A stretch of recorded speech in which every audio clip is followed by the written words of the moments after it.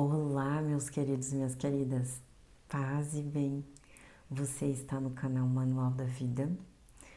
Se não segue, já me segue aqui. Entra no canal, se inscreve no canal e compartilha com quem você quer bem.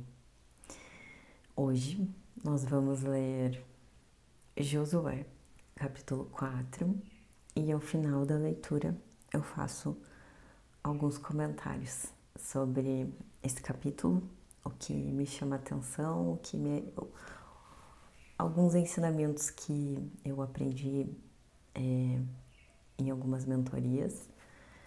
E escreve aqui embaixo também o que você tem aprendido, o que você percebe, o que toca o teu coração nessas mensagens, se faz sentido para você, tá bem?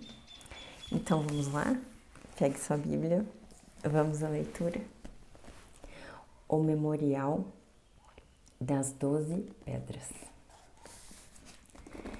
E sucedeu que, quando todo o povo terminou de atravessar o Jordão, o Senhor falou a Josué, dizendo: Tomai 12 homens do povo, um homem de cada tribo, e ordena-lhes, dizendo: Tomai daqui do meio do Jordão, do lugar onde os pés dos sacerdotes permaneceram firmes, 12 pedras, e carregai-as convosco, e deixai-as no alojamento, onde vos alojareis esta noite.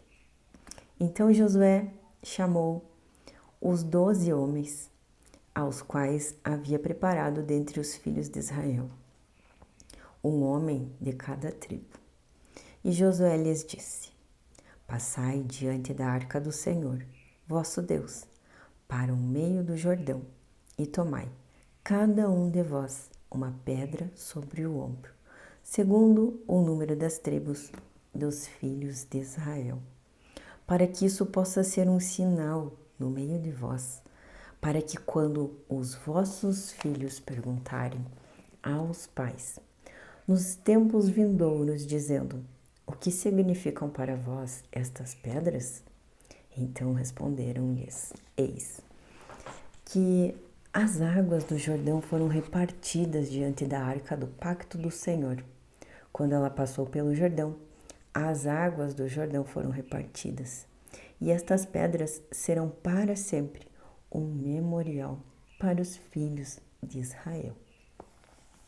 E os filhos de Israel fizeram segundo Josué lhes ordenou, e tomaram 12 pedras do meio do Jordão, tal como o Senhor falara a Josué, segundo o número das tribos dos filhos de Israel. E as carregaram até o lugar onde eles se alojaram, e lá as puseram. E Josué posicionou 12 pedras no meio do Jordão, no lugar onde os pés dos sacerdotes que carregavam a arca do pacto estiveram. E elas estão lá até este dia. Pois os sacerdotes que carregavam a arca fizeram no meio do Jordão, até que tudo o que o Senhor ordenou a Josué que falasse ao povo tivesse terminado, segundo tudo que Moisés ordenou a Josué, e ao povo se apressou e atravessou. E sucedeu que, quando todo o povo terminou de atravessar, a arca do Senhor atravessou, e os sacerdotes na presença do povo. E atravessaram os filhos de Ruben e os filhos de Gade e a meio tribo de Manassés, armados diante dos filhos de Israel, tal como Moisés lhes tinha falado. Cerca de 40.000, preparados para a guerra, passaram adiante do Senhor para a batalha nas planícies de Jericó. Naquele dia, o Senhor exaltou Josué à vista de todo Israel. E eles o temeram, como temeram a Moisés, todos os dias da sua vida. E o Senhor falou a Josué, dizendo: Ordena aos sacerdotes que carregam a arca do testemunho para que saiam do Jordão. Josué, portanto, ordenou aos sacerdotes, dizendo: Saiam do Jordão. E sucedeu que, quando os sacerdotes que carregavam a arca do pacto do Senhor haviam subido no meio do Jordão, e as solas dos pés dos sacerdotes foram erguidas para a terra seca, as águas do Jordão retornaram para o seu lugar e fluíram por sobre todas as suas margens, tal como faziam antes. E o povo subiu do Jordão no 10º dia do primeiro mês e acampou em Gilgal, na fronteira leste de Jericó. E aquelas 12 pedras que eles retiraram do Jordão, Josué levantou-se em Gilgal. E ele falou aos filhos de Israel, dizendo: quando os vossos filhos perguntarem aos seus pais em tempos vindouros, dizendo: o que significam estas pedras? Então farei saber a vossos filhos, dizendo: Israel veio através deste Jordão em terra seca, pois o Senhor vosso Deus secou as águas do Jordão diante de vós, até que tivesse atravessado, assim como o Senhor vosso Deus fez no Mar Vermelho, o qual ele secou diante de vós até que o tivéssemos atravessado, para que todos os povos da terra pudessem conhecer a mão do Senhor, que é poderosa, para que vós pudesseis temer ao Senhor, vosso Deus, para sempre. E esse foi o capítulo 4 de Josué. E o que eu trago de reflexão hoje é sobre a mão do Senhor. O quanto a mão do Senhor pode pesar sobre as nossas vidas, ou pode trazer leveza, paz de espírito. Mas a gente precisa lembrar que Deus não é um Deus mau. Ele apenas permite que o inimigo se aproxime de nós, ou que algo bagunce a nossa vida causado pelo inimigo, porque Deus permitiu que o inimigo se aproximasse, porque nós não estamos sendo fiéis a Deus em alguma instância, em alguns dos mandamentos, um ou mais. Então Deus permite que o inimigo se aproxime. E aí fica a reflexão: você tem sido fiel aos mandamentos de Deus? Porque eles estão ali, né? Basta a gente obedecer ou não. E quanto mais nós obedecermos, quanto mais fiéis nós somos, mais Deus vai nos favorecer. Quanto mais a gente pedir: Deus, me faz mergulhar cada vez mais nas tuas águas profundas de fé e amor, mais a gente se render a esse amor de Deus e abandonar o controle da nossa vida e das coisas, mais Deus vai nos favorecendo, E hoje eu estava viajando, cheguei não faz muito, e com uma pessoa da minha família, e nós viemos conversando várias coisas sobre prosperidade. E prosperidade também é isso, a gente sair do controle e obedecer a Deus, estar debaixo do seu favor, abrir mão do controle da nossa vida, sair da ansiedade, do controle, da necessidade de fazer do nosso jeito e dizer para Deus: Deus, agora é contigo, a minha parte eu faço, né, as ações que eu preciso tomar aqui na terra para que as coisas aconteçam, mas que seja feita a tua vontade. E a prosperidade, ela envolve muitas coisas. Ao longo dos próximos dias quero ir trazendo mais pontos, características que fazem com que a gente consiga acessar a prosperidade. Porque a prosperidade também é acesso. Quanto mais alta a nossa frequência mental, quanto mais a gente abre mão de fazer as coisas do jeito mundano, do jeito ansioso, do jeito controlador, e entrega tudo isso a Deus, né? Eu tô soltando, né? Na física quântica a gente fala que é soltar. E nada mais é do que abrir mão do controle. Pedir a Deus, agradecendo já, e soltar e não pensar mais nisso. Esse é o poder da fé, né? A fé é todas as coisas invisíveis que a gente não consegue ver, mas tem certeza. Então, criar uma vida próspera, criar uma vida abundante, criar uma vida a qual eu imagino é sobre isso.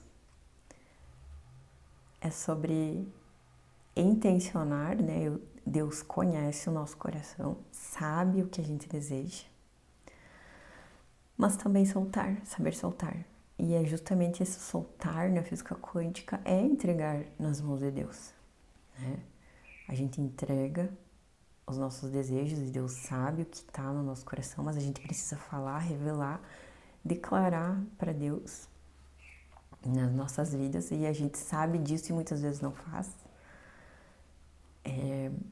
O que você quer, gostaria que se realizasse na sua vida? O que você precisa declarar hoje na sua vida que você ainda não declarou? E é sobre isso. Prosperidade são pequenos pontos que nós precisamos acessar a nossa frequência, nós irmos trabalhando ela para ela se elevar e podando aquilo que não precisa mais estar nos nossos pensamentos, como reclamações, se colocar no papel de vítima e os julgamentos. Essas três coisas podam a prosperidade na nossa vida. E foi exatamente sobre isso também que a gente veio falando na viagem, sobre o julgar. E está escrito na Bíblia que pede-se que não se fofoque com outras pessoas, que não se fale das outras pessoas.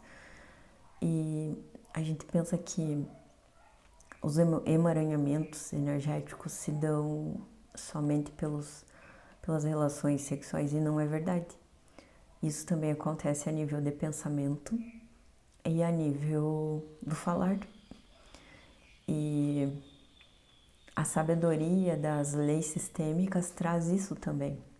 Tá na Bíblia, tá nas leis sistêmicas, né? De eu não me posicionar de tal modo como vítima ou julgadora, falando algo de alguém ou contando uma história triste, porque eu tô reclamar é clamar novamente. Eu tô pedindo isso para que isso venha novamente para minha realidade, né? Então, a gente pode assumir, né, novas narrativas na nossa vida e não se emaranhar energeticamente falando mal de alguém ou contando histórias difíceis, tristes. Claro que isso existe, né, dentro do processo terapêutico e é natural e precisa, né, para se conhecer as histórias, mas a gente também precisa aprender que depois que a gente trabalhou já isso, a gente pode sim reescrever a nossa história com novas narrativas e com novas formas mais positivas de pensar, porque aquilo que a gente quer na nossa vida se concretiza o amanhã a partir dessas narrativas, né? A partir daquilo que eu penso, falo, né? Eu vou acessando novas frequências mais prósperas e que me trazem uma qualidade de vida melhor, mais saudável, e que me fazem me conectar com pessoas mais prósperas e mais saudáveis. Assim, nós vamos acessando, né, frequências mais altas e acessando lugares mais altos, né? E é sobre isso que é a Bíblia, né? É sobre isso que são as leis sistêmicas. É nos trazer a consciência amor, né? Que é a consciência mais alta, que é um caminho de elevação espiritual, né? E tudo começa no espiritual. A gente trabalha muitas questões nas terapias, mas tem questões que não se resolvem nas terapias. Se resolvem no espiritual, através das leis sistêmicas, através dos alinhamentos energéticos, né? E para resolver essas questões que às vezes já se fez tanta terapia e não se encontra a solução está no espiritual, né? Se abre o campo, se faz um alinhamento energético, né? E se corrige, né, essas rotas que fazem, né, esses eventos repetidos na vida acontecerem. Bom, se você precisar desse tipo de ajuda, embaixo na descrição estão os meus contatos. A gente faz essas correções através do alinhamento energético, principalmente pai, mãe e criança interior, né? Que são os maiores BOs da vida das pessoas, né? Que são as principais correções que as pessoas precisam para desbloquear suas vidas, né? E experimentar, acessar uma vida mais leve, mais próspera, mais tranquila, né? Porque a maioria das pessoas estão ainda atreladas a traumas nas suas famílias de origem, à infância e vivendo triangulações que impedem, né, ter relações saudáveis no agora, né? Se você precisa desse tipo de ajuda, conte comigo. Meu contato está na descrição. E eu te espero no próximo capítulo. E até mais!